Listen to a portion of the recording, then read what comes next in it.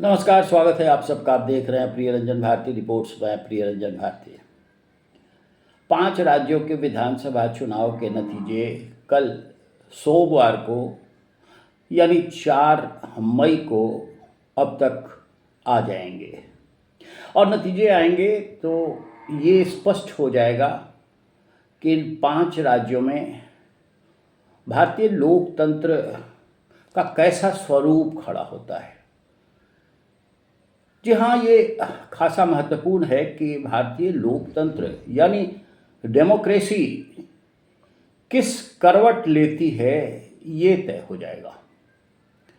अभी इन 5 राज्यों के चुनाव हैं और इनमें आपने देखा है कि बढ़ चढ़ कर वोटिंग हुई है। मतदाता खुल करके सामने आए हैं, खासकर पश्चिम बंगाल, असम, तमिलनाडु, केरल और पुडुचेरी में। सबसे दिलचस्प चुनाव तो पश्चिम बंगाल में हो रहा है।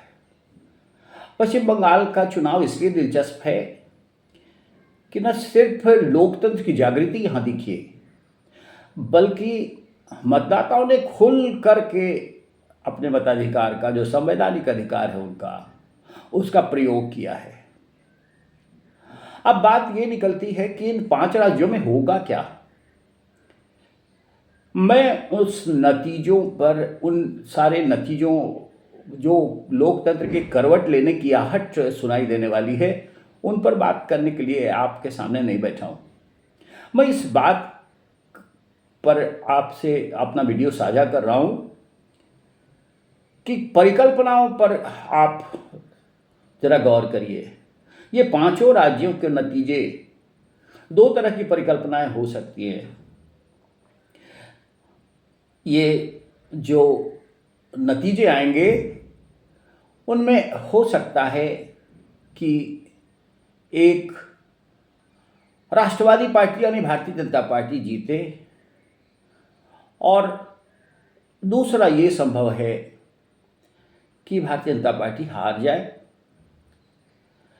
लेकिन जो अब तक धारणा बनी हुई है और एग्जिट पोल के नतीजों से ये साफ दिख रहा है कि कमोबेश असम में तो निश्चित है, यानी भारतीय जनता पार्टी की सरकार का बनना। पश्चिम बंगाल की भी संभावना इस तरह की बताई जा रही है, एग्जिट पोल के नतीजे यही कह रहे हैं। असम में और पश्चिम बंगाल, इन दोनों राज्यों में मान लेते हैं कि भारतीय जनता पार्टी की सरकारें बन गई, और तमिलनाडु में भी एआईडीएमके के साथ एनडीए की सरकार बन गई। पुडुचेरी में भी, हालांकि केंद्र शासित राज्य है, और वहां भी अगर एनडीए की सरकार बन गई तो बचा एक केरल। केरल में कांग्रेस की वापसी संभव है, यानी कांग्रेस नेतृत्व गठबंधन की वापसी संभव है वहां। अब दूसरी परिस्थिति जो बनती है वो ये कि असम में तो सबसे ज़्यादा इस बात की संभावना बताई जा रही है कि वहाँ भारतीय जनता पार्टी की सरकार बनेगी। पश्चिम बंगाल में अगर ममता बनर्जी यानी तृणमूल कांग्रेस की पुनर्वापसी हो जाती है सत्ता में, और तमिलनाडु में डीएमके की पुनर्वापसी हो जाती है, तो फिर इस देश में क्या संदेश जाने वाला है, इसी पर बात करेंगे। सबसे पहले हम बात करते हैं तमिलनाडु की। तमिलनाडु में जिस तरह से एक ऐसा नैरेटिव गढ़ा गया कि वहाँ भारतीय राष्ट्रवादिता के खिलाफ, हिंदी और हिंदी जनों के खिलाफ एक ऐसा परिवेश बनाने, एक ऐसा नैरेटिव बनाने की कोशिश सत्तारूढ़ गठबंधन ने की। अगर ये फिर जीत जाते हैं तो फिर निश्चित रूप से भारत की गरिमा को बनाए रखने की और भारत की मर्यादाओं को बनाए रखने की, राष्ट्रवादिता को बनाए रखने की कोशिशें सिरे से खारिज हो जाएंगी, और ये बड़ा खतरा है।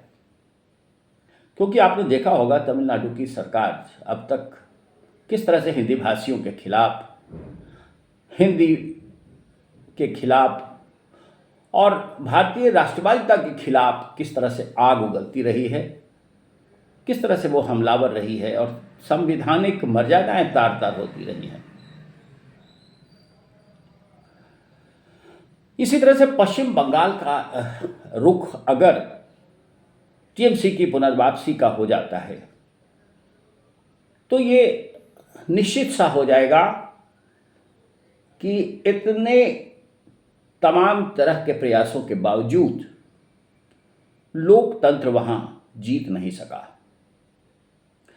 लोकतंत्र की मर्यादा को कायम रखने के लिए पश्चिम बंगाल में चुनाव आयोग ने सारे तौर तरीके अपनाए।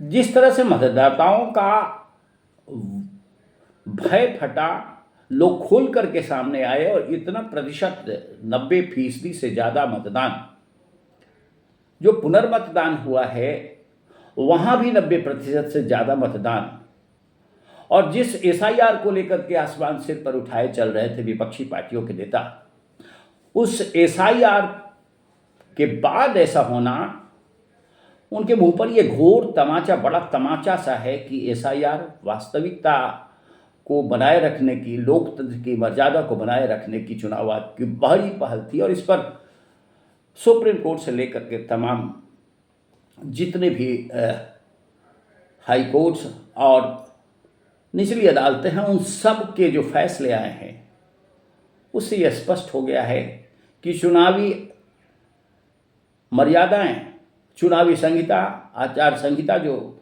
निश्चित होती है और मतदाताओं का अधिकार जिस तरह से सुनिश्चित करने के तौर तरीके चुनाव आयोग अपनाता है उस पर दखलंदाजी करने से साफ मना कर दिया।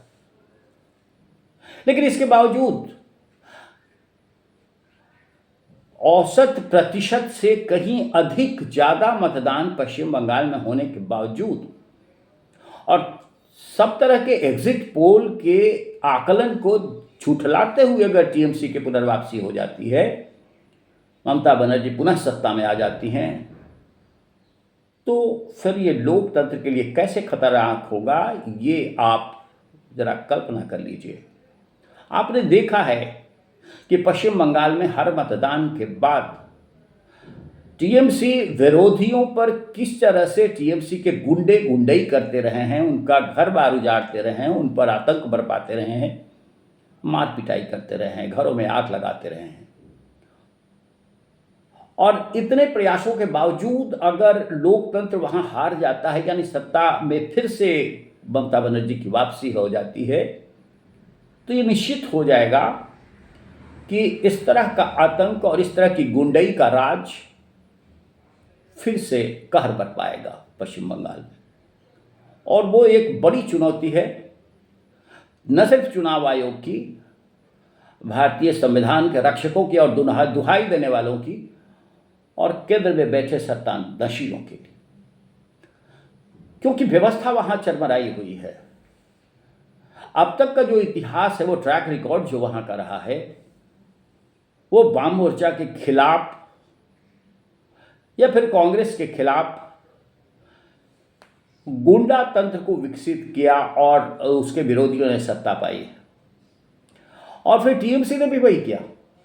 तृणमूल कांग्रेस ने वाम मोर्चा के खिलाफ एक सशक्त गुंडा बल बनाया और उनका जो कथित धर्मनिरपेक्षतावादी वोट बैंक है, यानी मुस्लिम परस्ती कंधों पर चढ़ करके जिस तरह से नंगा नाच करती रही और शासन तंत्र मूक दर्शक बना रहा, हर चुनाव के बाद वो देखने के लिए मिला है कि टीएमसी यानी तृणमूल कांग्रेस के गुंडे विरोधियों पर, यानी जो भारतीय जनता पार्टी और उनके समर्थक दल हैं, उनके खिलाफ किस तरह से आतंक बरपाती रही है, कहर बरपाती रही है। तो फिर अगर टीएमसी की वापसी हो जाती है सत्ता में, तो वो नंगा नाच देखने के लिए मिल जाएगा। और मान लीजिए कि अगर भारतीय जनता पार्टी की वापसी होती है, वापसी तो तब होगी जब वो पहले से सत्ता में होती। लेकिन अगर भारतीय जनता पार्टी वहाँ सत्ता में आ जाती है, तब ये तय हो जाएगा कि देश का लोकतंत्र अपनी जड़ें मजबूत कर रहा है और इस देश के मतदाता जागरूक होकर के अपने राष्ट्र की चेतना को विकसित कर रहे हैं और जो विकास का तंत्र है, जो विकसित भारत का स्वरूप है, परिकल्पना है, उसको साकार करने की सोच रहे हैं। क्योंकि देश में एक विकास की गाथा लिखी जा रही है और एक राष्ट्र के प्रति समर्पण का भाव जिस तरह से पैदा हुआ है भारत में, उसकी जीत होगी और उसके साथ एक केंद्र की राजनीति में एक नए दौर का सूत्रपात हो जाएगा। क्योंकि 5 राज्यों के चुनाव के नतीजे ही बहुत कुछ नहीं हैं। 5 राज्यों के चुनाव से ये तो तय होगा कि ये राष्ट्रवाद की बात करने वाले और भारत के विकसित स्वरूप की परिकल्पना को साकार करने वाले जीतते हैं तो लोकतंत्र की जड़ें और मजबूत होंगी और भारत का हर नागरिक इसी दिशा में आगे बढ़ता हुआ नजर आएगा। लेकिन अगर हार होती है तो केंद्र की राजनीति में बड़ा उलटफेर संभव है, क्योंकि आने वाले समय में फिर जो जिन राज्यों में चुनाव होने हैं उससे पहले एक नई परिस्थिति पैदा होगी और भारतीय जनता पार्टी कमजोर होने की तरफ बढ़ जाएगी अगर वहां भारतीय जनता पार्टी पश्चिम बंगाल में सत्ता में नहीं आती है। और कांग्रेस का जिस तरह से पिछले चुनाव में उसका ट्रैक रिकॉर्ड बता रहा है, लगातार वो पराभव की ओर जाती रही है, तो केरल में बाजी मार करके, बाजी झटक करके भी बहुत बड़ा संदेश देने को नहीं है। लेकिन सबसे महत्वपूर्ण है असम, पश्चिम बंगाल, तमिलनाडु, इन 3 राज्यों में मताधिकार के नतीजे कैसे आते हैं, चुनाव का टर्नआउट कैसा निकलता है, ये सबसे बड़ा खास होगा और इसी से तय होगा कि आने वाले दिनों में अगले दौर के विधानसभा चुनाव के पहले देश में किस तरह की धमक दिखाई देती है और राष्ट्रवाद की गूंज, विकसित भारत के स्वरूप की परिकल्पना किस हद तक साकार हो पाती है, ये देखना खास दिलचस्प होगा। और कल इस समय तक जब आप ये वीडियो देख रहे हैं, यानी सोमवार को इस समय तक तस्वीरें बिल्कुल साफ हो जाएंगी। आप इंतज़ार करिए कल तक का और हमारे वीडियो के साथ हमेशा, हमारे चैनल के साथ हमेशा बने रहें। हमारे इस वीडियो पर अपनी प्रतिक्रिया कमेंट बॉक्स में ज़रूर दीजिए। हमारे चैनल को सब्सक्राइब नहीं किया है तो सब्सक्राइब करिए, लाइक कीजिए, शेयर कीजिए। फिर मिलते हैं। नमस्कार।